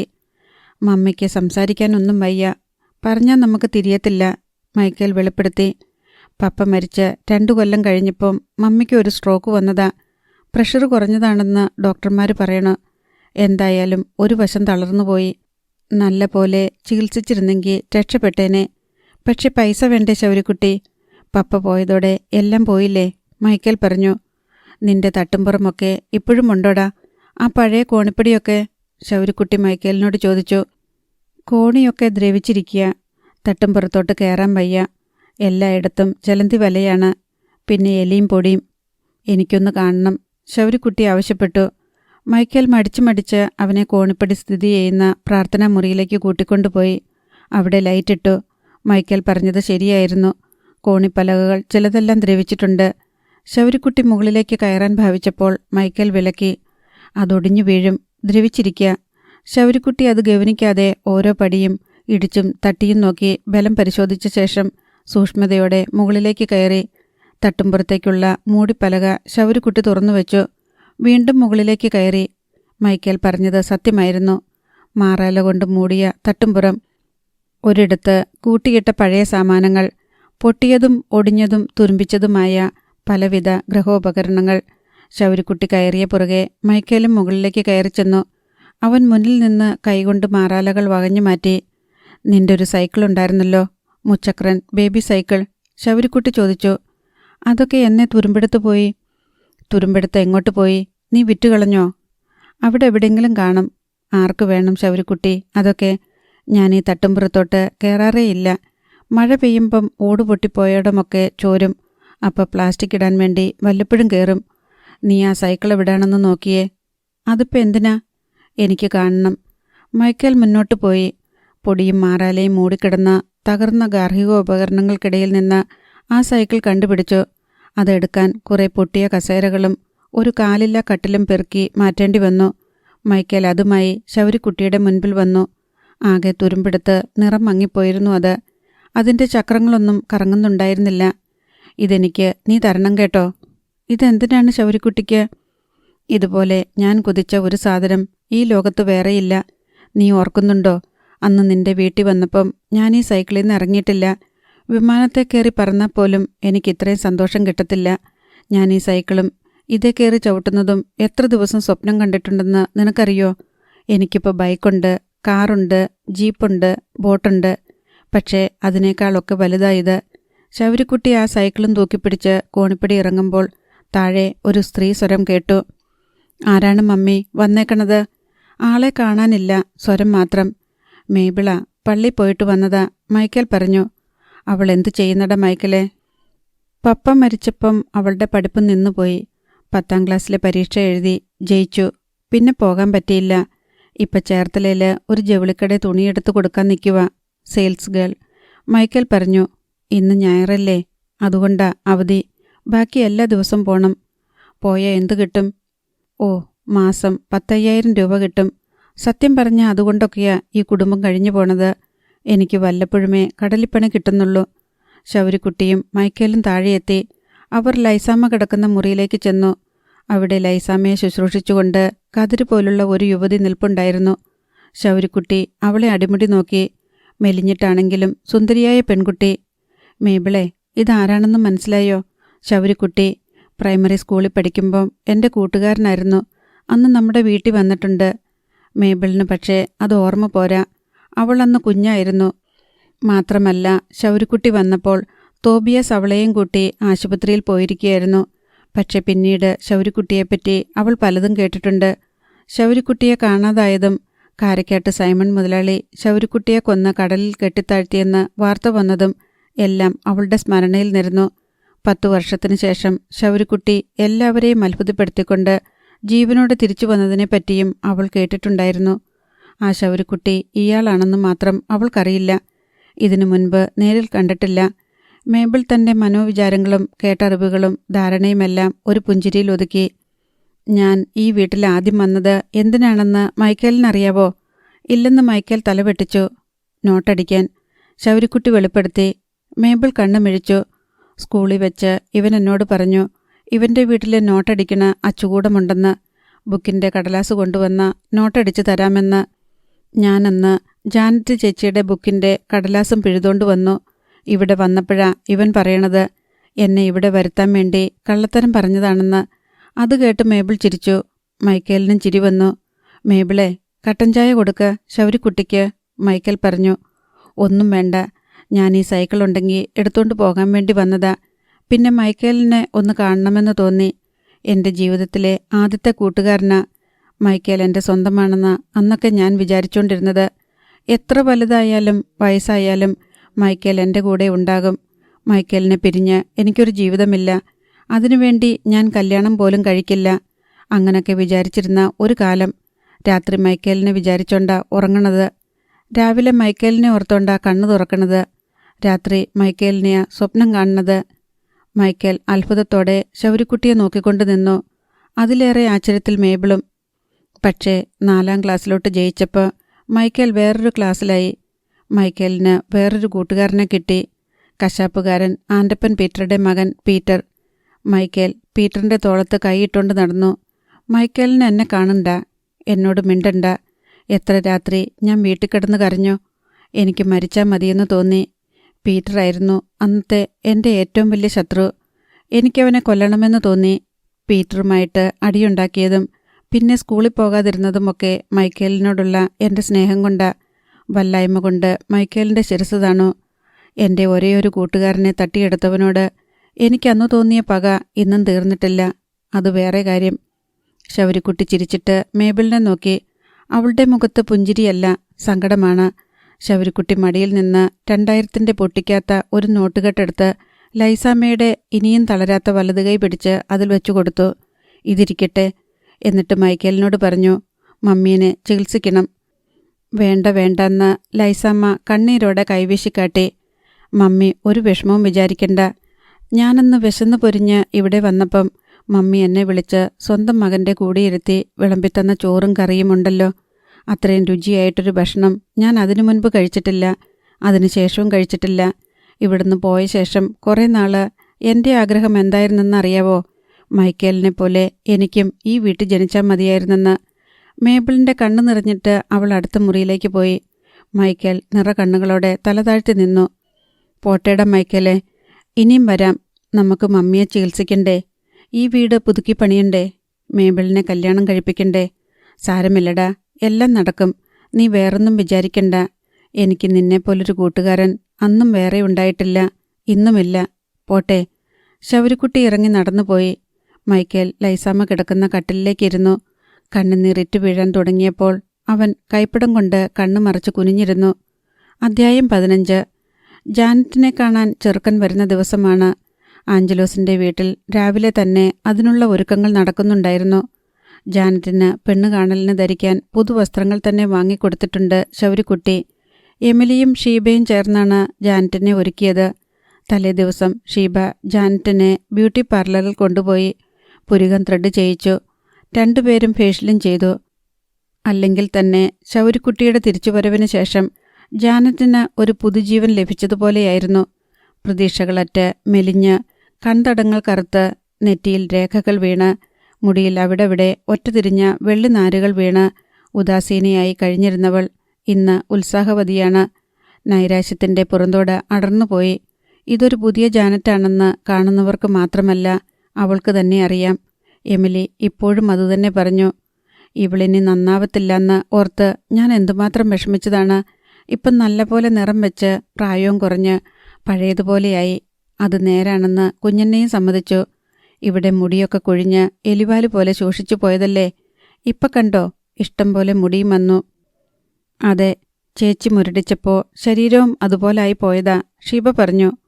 ഒക്കെ ശൗരിക്കുട്ടി തിരിച്ചു വന്നേ പിന്നെയാ, എമിലി പറഞ്ഞപ്പോൾ ഉവ്വെന്ന് കുഞ്ഞെണ്ണ തലകുലുക്കി. ജാനറ്റ് നിലക്കണ്ണാടിയിൽ നോക്കി. 29 വയസ്സ്. തൻ്റെ പ്രായത്തിലുള്ള പെൺകുട്ടികൾ കല്യാണം കഴിച്ച് കുട്ടികളുമായി. കുഴപ്പമില്ല, പുരുഷന് ഇഷ്ടപ്പെടുന്ന രൂപമാണിത് എന്ന് അവൾക്ക് തോന്നി. മണി 10:30 ഒരു കാറിൽ ചെറുക്കനും കൂട്ടരും എത്തിച്ചേർന്നു. ശൗരിക്കുട്ടി ഇറങ്ങിച്ചെന്ന് അവരെ സ്വീകരിച്ചു. ബിജോയ് എന്നാണ് ചെറുക്കൻ്റെ പേര്. അയാൾ കൂടെ വന്നവരെ ശൗരിക്കുട്ടിക്ക് പരിചയപ്പെടുത്തി. ഒരാൾ കസിനാണ്, അടുത്തയാൾ സ്നേഹിതൻ, പിന്നെ ഒരു കൊച്ചു പെൺകുട്ടിയെ കൂടി കൊണ്ടുവന്നിട്ടുണ്ട്. ബിജോയുടെ ചേട്ടൻ്റെ മകളാണ്. പെണ്ണുകാണൽ ചടങ്ങ് അതിൻ്റെ മുറ പോലെ നടന്നു. ചായ നൽകൽ, പെണ്ണും ചെറുക്കനും തമ്മിൽ അല്പം സംഭാഷണം, അതിനുശേഷം രണ്ടു കൂട്ടരുടെയും കുടുംബ ചുറ്റുപാടുകളെക്കുറിച്ചുള്ള വിശദീകരണങ്ങൾ. ബിജോയ് ഷാർജയിലായിരുന്നു. 11 വർഷം അവിടെ ജോലി ചെയ്തു. പൂങ്കാവിലാണ് വീട്. ഗൾഫിൽ നിന്ന് തിരിച്ചു വന്ന ശേഷം പൂങ്കാവിലൊരു ബേക്കറി തുടങ്ങി. കൂടാതെ 12 സെന്റ് സ്ഥലം വാങ്ങി ഒരു വീടുണ്ടാക്കി. അതിൻ്റെ അവസാന മിനുക്കുപണികൾ നടക്കുന്നു. ബിജോയ്ക്ക് ഒരു ജ്യേഷ്ഠനെ കൂടാതെ ഒരനുജൻ കൂടിയുണ്ട്. അധികം വൈകാതെ തന്നെ അനുജൻ്റെ വിവാഹവും നടക്കും. അതും ഏറെക്കുറെ ഉറപ്പിച്ചു വച്ചിരിക്കുകയാണ്. പരസ്പരം ഇഷ്ടപ്പെട്ടുവെങ്കിൽ മാത്രം ബാക്കി കാര്യങ്ങൾ സംസാരിക്കാം എന്നായി ബിജോയ്. ബിജോയ്ക്ക് ജാനറ്റിനെ ഇഷ്ടപ്പെട്ടു. അവൻ കൂടെ വന്ന കസിനോടും സുഹൃത്തിനോടും അഭിപ്രായം ആരാഞ്ഞു. 2 വയസ്സിൻ്റെ പ്രായവ്യത്യാസമേ ഉള്ളൂ എന്നത് ഒരു ന്യൂനതയായി കണക്കാക്കേണ്ടെന്ന് ബിജോയിയുടെ സുഹൃത്ത് പറഞ്ഞു. ബിജോയ്ക്ക് 31 വയസ്സാണ്. ജ്യേഷ്ഠൻ്റെ മകൾ ലീനമോൾക്കും ജാനറ്റിനെ ഇഷ്ടപ്പെട്ടു. ശൗരിക്കുട്ടി ജാനറ്റിനെ വിളിച്ച് പിൻവരാന്തയിലേക്ക് മാറ്റി നിർത്തി ചോദിച്ചു, ചെറുക്കനെ ഇഷ്ടപ്പെട്ടോ? മനസ്സിൽ തോന്നിയതങ്ങ് പറഞ്ഞു. ഇത് നടന്നില്ലെന്ന് വെച്ച് ചേച്ചിയുടെ കല്യാണം നടക്കാതിരിക്കത്തില്ല. ഇതിനേക്കാളും നല്ല ചെറുക്കനെ ഞാൻ കൊണ്ടുവരും. എനിക്കിഷ്ടപ്പെട്ടു. തെല്ല് നാണത്തിൽ മുഖത്തു നോക്കാതെ ജാനറ്റ് പറഞ്ഞു. കുഴപ്പമൊന്നുമില്ലല്ലോ? ശൗരിക്കുട്ടി പിന്നെയും ചോദിച്ചു. വർത്തമാനം, ചിരി, പൊക്കം, വണ്ണം, നിറം എല്ലാം ഇഷ്ടപ്പെട്ടോ? ഇത് മതിയെന്നേ? പിന്നല്ല. ശൗരിക്കുട്ടി അവളുടെ തോളത്ത് കളിയായി അടിച്ചു. ഞാനേ നല്ലപോലെ അരിച്ചു നോക്കിയിട്ടാ ഈ ആലോചന കൊണ്ടുവന്നേ. നിനക്കിഷ്ടപ്പെട്ടെങ്കിൽ അത് മതിയല്ലോ, പിന്നെന്തിനാ എന്നോട് ചോദിച്ചേ? ചേച്ചിക്ക് ഇഷ്ടപ്പെടണം. നാളെ എന്നെ കുറ്റം പറയരുത്. ഈ ബിജോയിനേക്കാളും പൈസക്കാരുണ്ട്. പക്ഷെ നമുക്കിഷ്ടപ്പെട്ട ചെറുക്കൻ വേണ്ടേ? എല്ലാം കൂടി നോക്കിയപ്പോൾ ഇതാണ് നല്ലതെന്ന് തോന്നി. ആള് സുന്ദരനാണ് അല്ലേ? ജാനറ്റ് മറുപടി പറയാതെ ചിരിച്ചു. ശൗരിക്കുട്ടി ജാനറ്റിൻ്റെ ഇഷ്ടം ബിജോയെ അറിയിച്ചു. അയാൾക്ക് സന്തോഷമായി. ഇനിയുള്ള കാര്യങ്ങളൊക്കെ മുതിർന്നവർ തീരുമാനിക്കട്ടെ അല്ലേ? ബിജോയ് ചോദിച്ചു. അങ്ങനെ ആയിക്കോട്ടെ, ശൗരിക്കുട്ടി സമ്മതിച്ചു. 2 ദിവസത്തിന് ശേഷം ആഞ്ചലോസും ശൗരിക്കുട്ടിയും ഡെന്നിച്ചനും എമിലിയും കൂടി ബിജോയുടെ വീട് സന്ദർശിക്കാൻ പോയി. അവിടെ വെച്ച് കൊടുക്കൽ വാങ്ങലുകളെക്കുറിച്ച് തീരുമാനമായി. ബിജോയുടെ വീട്ടുകാർക്ക് ഡിമാൻഡുകൾ ഒന്നുമില്ല. കല്യാണ ചെലവിനുള്ള പണം ബിജോയുടെ കയ്യിലുണ്ട്. പെണ്ണിന് വല്ലതും കൊടുക്കുന്നുണ്ടെങ്കിൽ ഇല്ലെങ്കിലും പരാതിയില്ല. സ്വർണമായിട്ടോ വസ്തുവായിട്ടോ സൗകര്യം പോലെ കൊടുത്താൽ മതി. വിവാഹ തീയതിയെ സംബന്ധിച്ചും ഒരു ഏകദേശ ധാരണയായി. കല്യാണം നീട്ടിക്കൊണ്ടു പോകണ്ട, 1 മാസത്തിനുള്ളിൽ നടത്താം. ഒരുക്കങ്ങൾക്ക് വേണ്ടി മാത്രമാണ് 1 മാസം. ശൗരിക്കുട്ടിയുടെ സഹോദരിയുടെ വിവാഹം നിശ്ചയിച്ചതും മനസമ്മതത്തിന്റെ ചടങ്ങ് ചേന്നവേലി പള്ളിയിൽ വെച്ച് നടത്താൻ തീരുമാനിച്ചതും കാരക്കാട്ട് ബംഗ്ലാവിലും അറിഞ്ഞു. റോയി സൈമണ് അതറിഞ്ഞപ്പോൾ മുതൽ ഒരുതരം അസൂയയും കുശുമ്പും തലപൊക്കി. അവൻ ജാനറ്റിനെ വട്ടമിട്ട് കുറേനാൾ നടന്നതാണ്. ജാനറ്റിനെ കൊതിച്ച് ചില കരുനീക്കങ്ങളും നടത്തിയിരുന്നു. ശൗരിക്കുട്ടിയാണ് അത് പൊളിച്ചത്. 2 ആഴ്ച മുൻപ് അർത്തുങ്കൽ പള്ളിമുറ്റത്ത് വെച്ച് റോയ് സൈമൺ ജാനറ്റിനെ കാണുകയുണ്ടായി. എൽസമ്മയെയും ഡോളിയെയും കൂട്ടിക്കൊണ്ട് പള്ളിയിൽ വന്നതായിരുന്നു അവൻ. കുർബാന കഴിഞ്ഞ് കാറിൽ കയറാൻ നേരം കാറിന് പിന്നിൽ കൂടി വന്നുകൊണ്ടിരുന്ന യുവതിയുടെ ശരീരത്തിൽ അവൻ്റെ കണ്ണുടക്കി. ആദ്യം അവന് പിടികിട്ടിയില്ല. ഒന്നുകൂടി സൂക്ഷിച്ചു നോക്കിയപ്പോൾ മനസ്സിലായി, ഇത് താൻ പണ്ട് കൊതിച്ച് പിന്നാലെ നടന്ന ജാനറ്റാണല്ലോ എന്ന്. അവൾ സാരിയാണ് ഉടുത്തിരുന്നത്. സാരിയിൽ അവളുടെ ഉടലിൻ്റെ അഴകളവുകൾ അവനെ മോഹിപ്പിച്ചു. അവളുടെ മുഖവും കണ്ണുകളും വീണ്ടും ആകർഷണീയമായി അവന് തോന്നി. പക്ഷേ അവൾ ശൗരിക്കുട്ടിയുടെ സഹോദരിയാണെന്ന ഓർമ്മ അവൻ്റെ ഉള്ളിൽ നീറി തുടങ്ങിയ കാമക്കനലുകളെ അണച്ചുകളഞ്ഞു. ഇപ്പോൾ അവളുടെ കല്യാണം നടക്കാൻ പോകുന്നു എന്ന് കേട്ടപ്പോൾ റോയ് സൈമൺ അസൂയ പൂണ്ടു. ആരാണ് അവളെ കല്യാണം കഴിക്കാൻ പോകുന്നവൻ? അതന്വേഷിച്ച് കണ്ടുപിടിച്ച് കല്യാണം മുടക്കാനുള്ള ദൗത്യം റോയ് സൈമൺ ഏലിയാസിനെ ഏൽപ്പിച്ചു. ഏലിയാസ് പപ്പയുടെ വിശ്വസ്തനാണെന്ന് പണ്ട് മുതലേ അവനറിയാം. ഏലിയാസ് എല്ലാം കൃത്യമായി അന്വേഷിച്ചറിഞ്ഞു. പൂങ്കാവിലെ ബേക്കറിയിലെത്തി കുറച്ച് പലഹാരങ്ങൾ വാങ്ങി. അതിനുശേഷം ബിജോയോട് ചോദിച്ചു, കല്യാണമൊക്കെ ആയി അല്ലേ? നമ്മളെയൊന്നും ക്ഷണിച്ചില്ലല്ലോ. സമയമാവുന്നതേയുള്ളൂ. പെണ്ണ് എവിടെയുള്ളതാ? ചെല്ലിക്കടപ്പുറത്ത്. അവിടെയാണോ? ഞങ്ങളുടെ മുതലാളീൻ്റെ കടപ്പുറമല്ലേ? അവിടെ എല്ലാവരെയും എനിക്കറിയാം. അവിടെ ഏത് പെണ്ണാ? ശൗരിക്കുട്ടിയുടെ അനുജത്തിയാ. അവിടെ ഒരു പെണ്ണുണ്ടല്ലോ. ശരിയാ, കടപ്പുറത്ത് പലപ്പോഴും കണ്ടിട്ടുണ്ട്. അതിന് പ്രായം കുറയുണ്ടല്ലോ. 35 കാണില്ലേ? അത്രയൊന്നുമില്ല, 29-30. എനിക്ക് 32ആയി.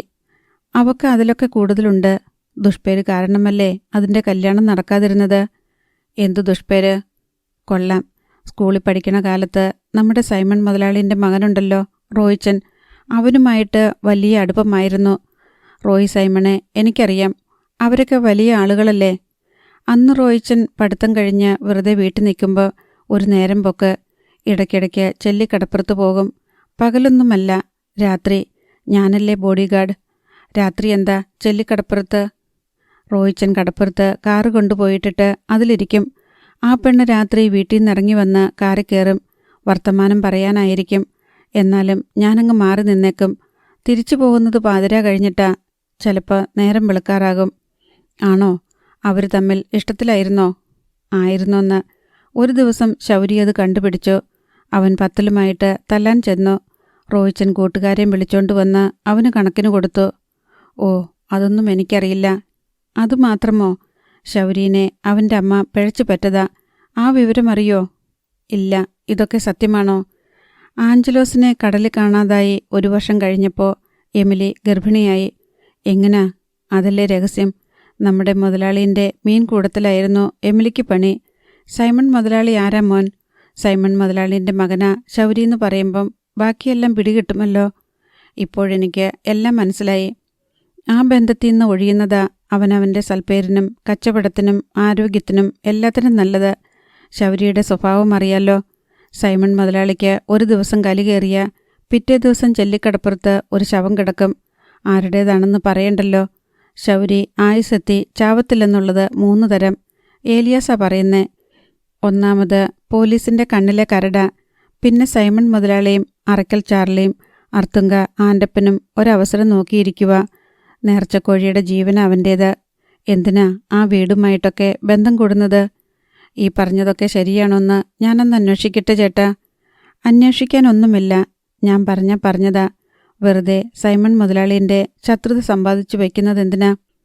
ശൗരിക്കുട്ടി അത്ര വലിയ കൊമ്പനാണെങ്കിൽ അവൻ്റെ കൂടെ കൂടുന്നതല്ലേ ഒന്നുകൂടെ ലാഭം. പോലീസിനെയും മുതലാളിമാരെയും ഒക്കെ വെറുപ്പിക്കുന്നവനല്ലേ? വെറുപ്പിക്കുവല്ല, അവൻ വിറയ്ക്കുക. ഞാൻ പറയാനുള്ളത് പറഞ്ഞു. അറിയാത്ത കുഞ്ഞിന് ചൊറിയുമ്പോൾ അറിയാവുന്ന പഴമക്കാരുടെ ഭാഷ. ശരി, ബിജോയ് തലയാട്ടി സമ്മതിച്ചു. അടുത്ത ദിവസം രാവിലെ ചെല്ലിക്കടപ്പുറത്ത് വന്നെടുത്ത വള്ളങ്ങളിൽ നിന്ന് ഇറക്കിയ മീൻ ലേലം ചെയ്യാൻ ഏലിയാസും സംഘവും വന്നപ്പോൾ ശൗരിക്കുട്ടി കടപ്പുറത്തേക്ക് ചെന്നു.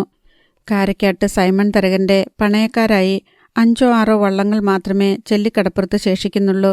ബാക്കി എല്ലാ വള്ളങ്ങളും കൂറുമാറി ശൗരിക്കുട്ടിയുടെ അധീനതയിൽ വന്നു കഴിഞ്ഞു. ലേലം നടക്കുന്നിടത്ത് പതിവില്ലാതെ ശൗരിക്കുട്ടിയെ കണ്ടപ്പോൾ ഏലിയാസിൻ്റെ ഉള്ളം നാളി. ശൗരിക്കുട്ടിയായിരുന്നപ്പോൾ ഏലിയാസിന് നിറയൗവനവും ചോരത്തിളപ്പും വേണ്ടതിലധികമായിരുന്നു. മേക്കരുത്ത് ഇപ്പോഴും ചോർന്നിട്ടില്ലെങ്കിലും പ്രായാധിക്യത്തിൻ്റേതായ ഭീരുത്വം വന്ന് തലയിൽ കയറിയിട്ടുണ്ട്. പണ്ട് കൊന്നാലും ചത്താലും ചോദിക്കാനും പറയാനും ആരുമില്ലായിരുന്നു. ഇപ്പോൾ ഭാര്യയും മക്കളുമുണ്ട്. അതിനാൽ കൈമയും മറന്ന് അഭ്യാസത്തിനുള്ള ഉൾക്കരുത്തില്ല. ശൗരിക്കുട്ടി നേരെ വന്ന് ഏലിയാസിൻ്റെ കുത്തിനു പിടിച്ച് മുന്നോട്ടും പിന്നോട്ടും മുലച്ചുകൊണ്ട് ഒരു ചോദ്യം. ആരാടാ എൻ്റെ പെങ്ങളെ പഠിപ്പിച്ചത്? ഏലിയാസ് സഹായത്തിനായി സംഘാംഗങ്ങളെ നോക്കി. ശൗരി, എന്നതാ പ്രശ്നം? ആദ്യം ഏലിയാസിനെ വിട്, നമുക്ക് സംസാരിച്ച് തീർക്കാം. സംസാരിച്ചാൽ തീരത്തില്ല, അതാ ഞാൻ കുത്തിനു പിടിച്ചത്. ഇത് അടിച്ചു തീർക്കേണ്ട കേസാ. അടിക്കാനൊക്കെ ഞങ്ങൾക്കും അറിയാം ശൗരി. അത് കള. ആദ്യം കാര്യം എന്താന്ന് പറ.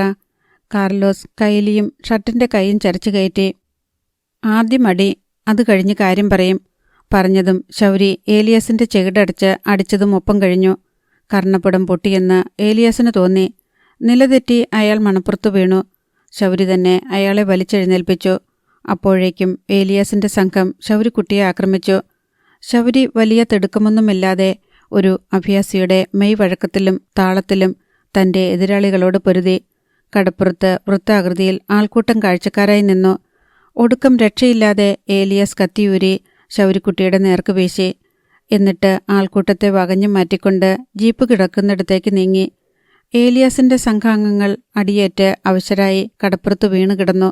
ശൗരിക്കുട്ടി ഏലിയാസിനെ പിന്തുടർന്ന് ജീപ്പിനടുത്തെത്തി. ഏലിയാസ് കത്തി വീശിക്കൊണ്ട് അമറി. അടുത്തു വരരുത്, കൊന്നുകളയും. ശൗരിക്കുട്ടി പേടിയില്ലാതെ ഏലിയാസിൻ്റെ അടുത്തേക്ക് നീങ്ങുന്നത് കണ്ട് കടപ്പുറത്തുള്ളവർ അന്തം വിട്ടു. 4ാമത്തെ തവണ കത്തി വീശിയ കൈ തിരിച്ചെടുക്കാൻ ഏലിയാസിന് കഴിഞ്ഞില്ല. ആ കൈ ശൗരിക്കുട്ടിയുടെ കക്ഷത്തിൽ കുടുങ്ങി. കത്തി കൈക്കലാക്കിയ ശൗരിക്കുട്ടി ഏലിയാസിൻ്റെ കഴുത്തിൽ കത്തിമുന ഊന്നിക്കൊണ്ട് പറഞ്ഞു, കയറി നിൽക്കടാ ബമ്പറിലോട്ട്. ഏലിയാസ് ഭീതിയോടെ അനുസരിച്ചു. കടപ്പുറത്തുകാർ ജീപ്പിന് ചുറ്റും കൂടി. എൻ്റെ പെങ്ങളെപ്പറ്റി നീ എന്തൊക്കെയാണടാ ബിജോയുടെ അടുത്ത് ചെന്ന് പറഞ്ഞത്? ഏലിയാസ് ജനക്കൂട്ടത്തെ നോക്കി. രക്ഷിക്കാനൊന്നും ആരുമില്ല, എല്ലാവരും കാഴ്ചക്കാരാണ്. ശൗരിക്കുട്ടി ഊന്നിയ കത്തിമുനയിൽ കൂടി ഒരു ചോരത്തുള്ളി മെല്ലെ ഊറി വന്നുകൊണ്ടിരുന്നു. പറ, എനിക്ക് ക്ഷമയില്ല. ശൗരിക്കുട്ടി കലിപൂണ്ട് നിൽക്കുകയാണ്. സൈമൺ മുതലാളിയുടെ മോൻ ശൗരിയുടെ പെങ്ങളെ പഴിപ്പിച്ചിട്ടുണ്ടെന്ന് പറഞ്ഞു. ഏലിയാസ് കുറ്റമേറ്റു. എൻ്റെ പെങ്ങളെ നിന്റെ മുതലാളിയുടെ മോൻ പഴിപ്പിച്ചു എന്ന് പറഞ്ഞത് സത്യമാണോടാ? അല്ല, ഏലിയാസ് ഞരങ്ങി. ഉറക്കെ പറയടാ, ശൗരിക്കുട്ടിയുടെ പെങ്ങളെ സൈമൺ മുതലാളിയുടെ മോൻ റോയ് സൈമൺ പഴിപ്പിച്ചുവെന്ന് ഞാൻ പറഞ്ഞത് കള്ളമാണെന്ന് വിളിച്ചു പറയടാ, കടലിനോടും കടപ്പുറംകാരോടും. ശൗരിക്കുട്ടി ആക്രോശിച്ചു. ഏലിയാസ് ഉറക്കെ വിളിച്ചു പറഞ്ഞു. എന്തിനു വേണ്ടിയാ നീ ബിജോയിൻ്റെ ബേക്കറി ചെന്ന് അങ്ങനെ പറഞ്ഞത്? ശൗരിയുടെ പെങ്ങളുടെ കല്യാണം മുടക്കാൻ. എൻ്റെ പെങ്ങളുടെ കല്യാണം മുടക്കണമെന്ന് നിന്നോടാരാ പറഞ്ഞത്? ഏലിയാസ് ഒന്നറച്ചു. ജീപ്പിൻ്റെ ബോണറ്റിലാണ് നിൽപ്പ്. കടപ്പുറംകാർക്ക് മുഴുവൻ ഏലിയാസിനെ കാണാം. പറഞ്ഞില്ലെങ്കിൽ നിന്റെ കഴുത്ത് ഞാൻ കണ്ടിക്കും. റോയിച്ചൻ പറഞ്ഞിട്ടാ. ഏത് റോയിച്ചൻ? സൈമൺ മുതലാളീൻ്റെ 2ാമത്തെ മോൻ റോയ് സൈമൺ. അവനിപ്പം എവിടുണ്ട്? ഇപ്പം കാരക്കാട്ട് ബംഗ്ലാവിൽ കാണും. കയറട ജീപ്പിലോട്ട്. ശൗരിക്കുട്ടി ഏലിയാസിനെ വലിച്ച് താഴെ ഇറക്കി ജീപ്പിലേക്ക് കയറ്റിയിരുത്തി. ഏലിയാസിൻ്റെ സംഘാംഗങ്ങളെ താങ്ങിപ്പിടിച്ചുകൊണ്ടുവന്ന് ജീപ്പിൽ കയറ്റി. അതിനുശേഷം ഏലിയാസിനോട് സ്വിച്ച് കീ വാങ്ങി ജീപ്പ് ഓടിച്ച് കാരക്കാട്ട് ബംഗ്ലാവിലേക്ക് പോയി. അവിടെ ബ്രേക്ക്ഫാസ്റ്റ് കഴിക്കാനായി ഡൈനിങ് ടേബിളിന് ചുറ്റും ഇരിക്കുകയായിരുന്നു സൈമൺ തരകനും എൽസമ്മയും മക്കളും.